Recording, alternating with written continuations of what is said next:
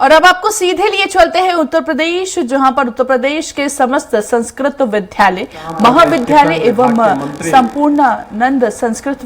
विश्वविद्यालय वाराणसी के विद्यार्थियों के लिए मुख्यमंत्री योगी आदित्यनाथ जी द्वारा संस्कृत छात्रवृत्ति योजना का शुभारंभ किया जा रहा है।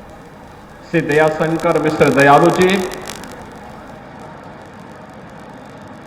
लोकप्रिय विधायक डॉक्टर नीलकंठ तिवारी जी, विधायक श्री त्रिभुवन राम जी,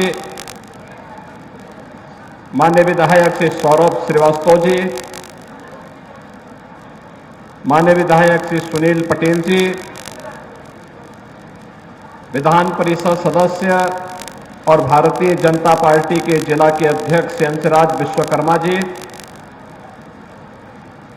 जिला पंचायत अध्यक्ष श्रीमती पूनम मौर्य जी, माननीय कुलपति संपूर्णानंद संस्कृत विश्वविद्यालय प्रोफेसर बिहारी लाल शर्मा जी,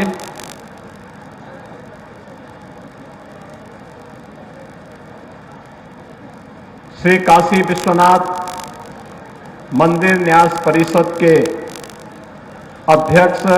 प्रोफेसर नागेंद्र पांडे जी,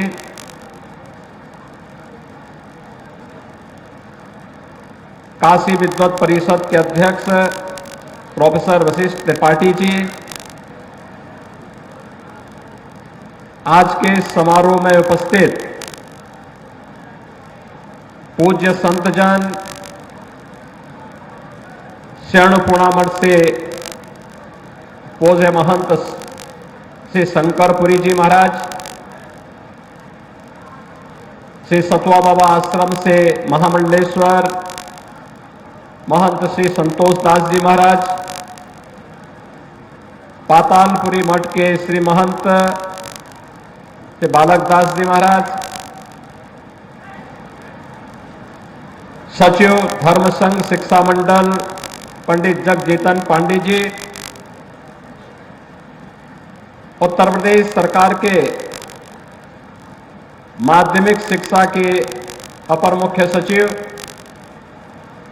श्री दीपक कुमार जी, संपूर्णानंद संस्कृत विश्वविद्यालय के हमारे सभी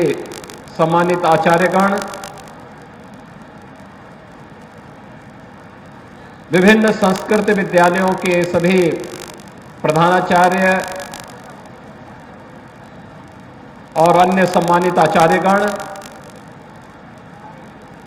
आज के इस गरिमामय समारोह में उपस्थित काशी के सभी हमारे वरिष्ठ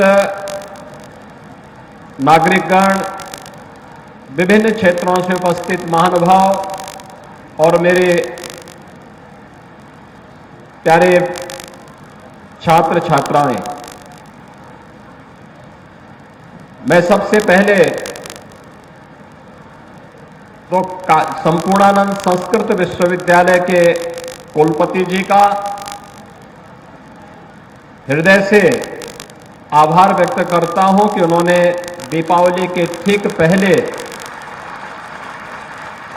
इस समारोह के लिए संस्कृत विश्वविद्यालय को अपना तैयार किया और यहां पर आज ये समारोह हो रहा है।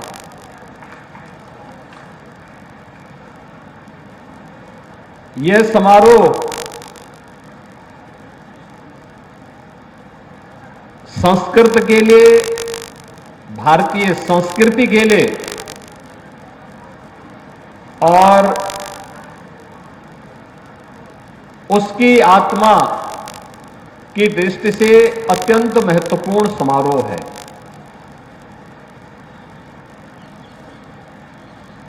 इस समारोह की ऊर्जा क्या है, अगर इसका एहसास करना है तो जब मैं इस प्रांगण में प्रवेश किया और मंच पर भी आने के उपरांत भी आप सबने एहसास किया होगा कि स्वस्ति वाचन और मंगलाचरण, वैदिक मंगलाचरण के कार्यक्रम जब यहां पर संपन्न हो रहे थे जो सामूहिकता की अनगूंज हो रही थी, वह केवल एक स्वर नहीं था, बल्कि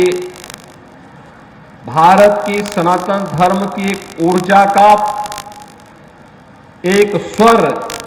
आध्यात्मिक ऊर्जा से उत्प्रोत होकर के भी गूंजायमान हो रहा था। संस्कृत को अगर समझना है तो इस स्वर के अंतःकरण में स्वयं को समाहित करना पड़ेगा, और वही जब श्रद्धा भाव के साथ इस स्वर के साथ अपना तारतम्य स्थापित करेगा तो संस्कृत की ऊर्जा और संस्कृत के महत्व की जानकारी उसे हो पाएगी। और इसी ऊर्जा से संपूर्ण उत्तर प्रदेश ओतप्रोत हो, इस ऊर्जा से युक्त युवाओं की एक बड़ी फौज खड़ी हो और हर सनातन धर्मावलंबी इस ऊर्जा के साथ आप्लावित हो सके, इस दृष्टि से इस समारोह के साथ हम दीपावली के ठीक पहले देश के सबसे प्राचीन इस संस्कृत विश्वविद्यालय में डॉक्टर संपूर्णानंद जी के नाम पर स्थापित संपूर्णानंद संस्कृत विश्वविद्यालय के साथ जुड़ रहे हैं।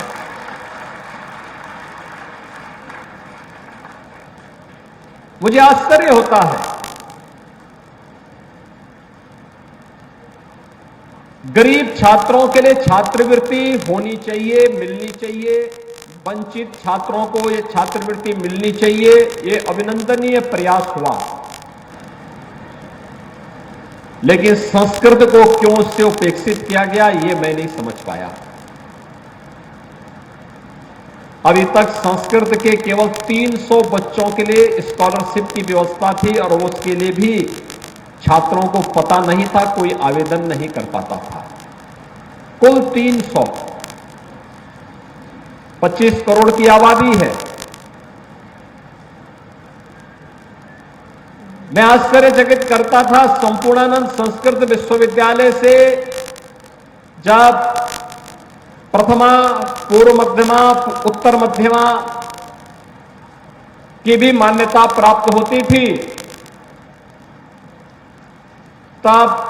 नेपाल और देश के अलग अलग जगहों के छात्र काशी में भी, गोरखपुर में भी अध्ययन करने के लिए आते थे। सन 2001 में उत्तर प्रदेश संस्कृत परिषद बनी और परिषद को मान्यता नहीं मिली, लेकिन छात्रों का प्रवेश होता रहा।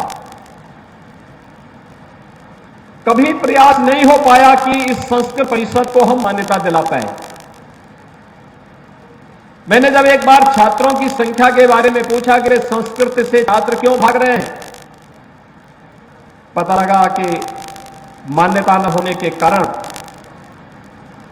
बाहर के बच्चे अब आने से कतराते हैं। हम लोगों ने मान्यता बहाल करवाई। आज उत्तर प्रदेश संस्कृत परिषद में भी संपूर्णानंद संस्कृत विश्वविद्यालय की मान्यता पहले से थी, और यह देश का प्राचीन संस्कृत विश्वविद्यालय है। अपनी एक लंबी यात्रा इस संस्कृत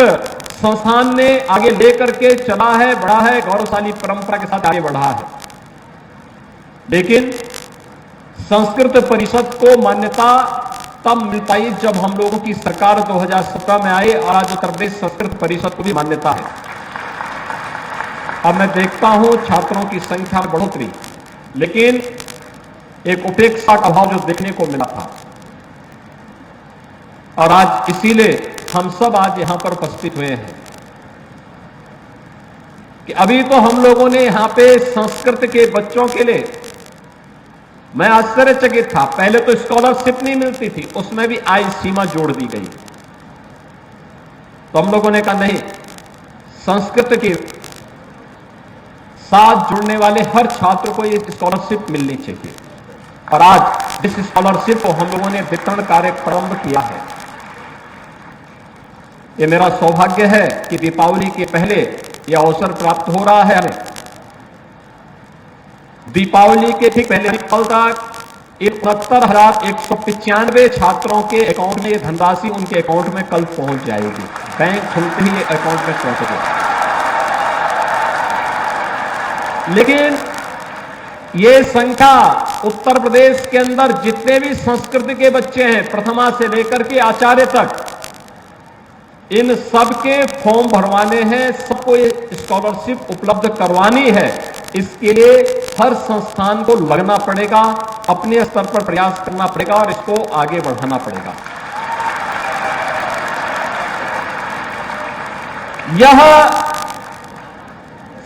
ये भारतीय जनता पार्टी नेतृत्व की, प्रधानमंत्री मोदी जी के मार्गदर्शन और नेतृत्व में चलने वाली डबल इंजन सरकार की भारतीय संस्कृति के प्रति, आपके योगदान के प्रति कृतज्ञता ज्ञापित करने का एक अवसर है और उस अवसर पर इस छात्रवृत्ति को आपको समर्पित करते हुए मुझे अत्यंत प्रसन्नता की अनुभूति हो रही है। क्योंकि विपरीत परिस्थितियों में संस्कृत को बचाए रखने, उसके संरक्षण के लिए, उसके संवर्धन के लिए जो प्रयास आप सबके स्तर पर हुआ है, जब आज की चकाचौंध भरी दुनिया में हर व्यक्ति भौतिकता के पीछे भाग रहा है, तब भी उत्तर प्रदेश के अंदर लगभग 1.5 लाख बच्चे ऐसे हैं जो संस्कृत के साथ अपना जीवन समर्पित करते हुए भारतीय संस्कृति के लिए अपना जीवन समर्पित भाव के साथ आगे बढ़ा रहे हैं। स्वाभाविक रूप से उसका संरक्षण करना ये शासन का दायित्व होना चाहिए, समाज का दायित्व होना चाहिए और सरकार अपने उसी उत्तरदायित्व का निर्वहन करने के लिए आज आपके पास आई है, आपके द्वार पर आई है। इन सभी छात्रों के लिए अभी तो हम लोगों ने घोषणा की है और हम लोगों ने आगे से व्यवस्था करने के लिए हम व्यवस्था करने जा रहे हैं कि अब संस्कृत विद्यालयों में हम ऐड उन्हीं संस्थानों को देंगे जो अपने यहां छात्रावास की व्यवस्था निःशुल्क छात्रों के लिए करेंगे और खाने पीने की व्यवस्था करेंगे।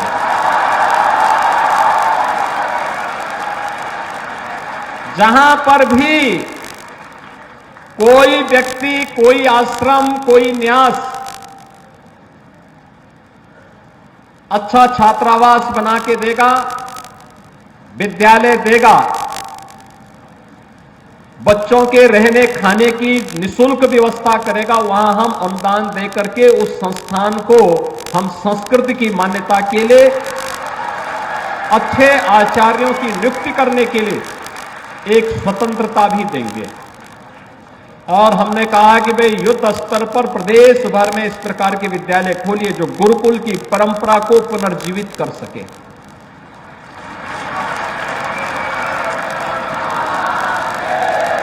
क्योंकि ये परंपरा ही हमारी वास्तविक ताकत है। इस परंपरा ने ही भारत को विश्व गुरु के रूप में स्थापित किया। इस परंपरा के कारण ही विपरीत परिस्थितियों में भी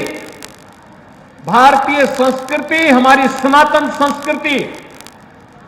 तमाम झंझावतों का मुकाबला करते हुए भी आज जीवित बनी हुई है, सुरक्षित है और दुनिया का मार्गदर्शन करने के लिए आज प्रधानमंत्री मोदी जी के नेतृत्व में उठ खड़ी हुई है।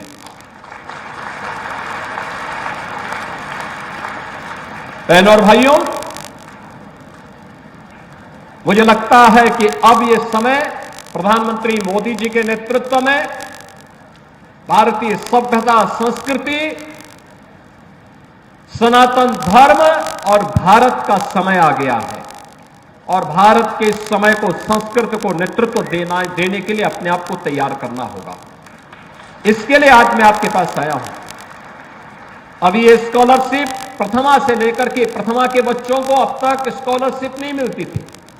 हमने कहा नहीं भी, उन बच्चों को भी स्कॉलरशिप दीजिए।